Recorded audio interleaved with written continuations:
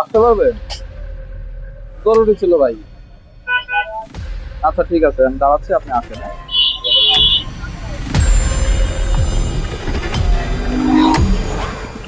ভাই আসলে একটু আর্জেন্ট ছিল, তাই আপনারে ফোন দিলাম। দিলা মার্কেট যাবো। দিনা মার্কেট। হ্যাঁ হ্যাঁ। দিনা মার্কেট, চলেন যাই। আচ্ছা ঠিক আছে।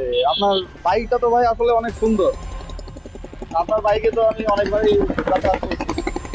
বাইকটা একটু চালাইতে মন চাচ্ছে, একটু দেওয়া যাবে? বাইকটা একটু চালাই দেখতাম। বাইক চালাবেন?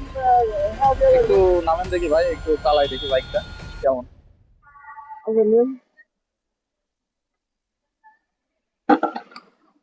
ভাই আমি এই যে সামনে থেকে শুধু একটা রাউন্ড দিয়ে চলে আসতেছি, হ্যাঁ, একটু দেখি কেমন।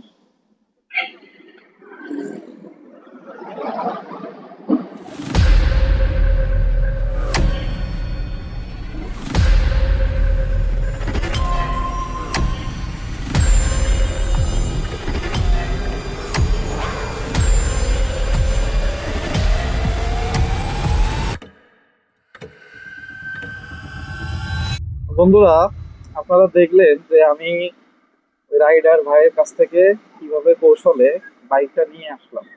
তো ঠিক এরকমই একটা ঘটনা ঘটেছে বসুন্ধরা আবাসিক এলাকার মধ্যে। একজন কল দিয়ে এইভাবে বলে যে ভাই আমি একটু নীলা মার্কেটের ওইদিকে যাব, একটু আসতে পারবেন কিনা। সে ভাই চলে আসে, কারণ তার সাথে সে দীর্ঘদিন এর আগেও বাইকে রাইড শেয়ার করেছে। তো তার প্রতি একটা আস্থা তার আছে, যার কারণে সে চলে আসে। এবং আসার পরে সে এক পর্যায়ে বলে যে ভাই বাইকটা একটু চালায় দেখা যাবে? আপনার বাইকটা তো অনেক সুন্দর, অনেকদিন চালায় নাই। তো সে রাইডার যে ভাই আছে সে কিন্তু বাইকটা দিছে, কারণ তার সাথে একটা সম্পর্ক হয়ে গেছে, দীর্ঘদিন তার বাইকে সে যাতায়াত করছে যাত্রী হিসাবে, সেই সম্পর্কের খাতিরে, সেই বিশ্বাসের খাতিরে বাইকটা কিন্তু তার হাতে সে তুলে দেয় যে ঠিক আছে একটু চালায় দেখো। কিন্তু অপরাধীর মন আমরা তো আসলে বুঝতে পারি না, সে পরে বাইকটা নিয়ে এভাবে উধাও হয়ে যায়। এদের আচরণ এমন হয়, এতটা আন্তরিক হয় যে আপনি বুঝতেই পারবেন না যে আপনার সাথে এমন একটা ঘটনা ঘটতে পারে। পাঠাও রাইডার ভাইরা যারা আছেন তাদেরকে একটা মেসেজ দিতে চাই। যে মেসেজটা এরকম যে আপনার সাথেও কিন্তু এমন ঘটনা ঘটতে পারে।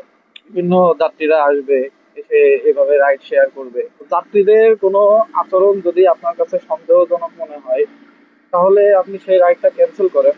তাতে দেখা যাচ্ছে যে আপনি একটা বড় ধরনের বিপদ থেকে বেঁচে যেতে পারেন। তো ভিডিওটা বন্ধুরা শেয়ার করতে পারেন। পাঠাও রাইডার ভাইরা যারা আছি তারা হয়তো অনেকে ভিডিওটা দেখে সচেতন হতে পারে। পরবর্তীতে আবার দেখা হবে নতুন কোনো ভিডিও নিয়ে। ভালো থাকবেন, সুস্থ থাকবেন। আসসালামু আলাইকুম।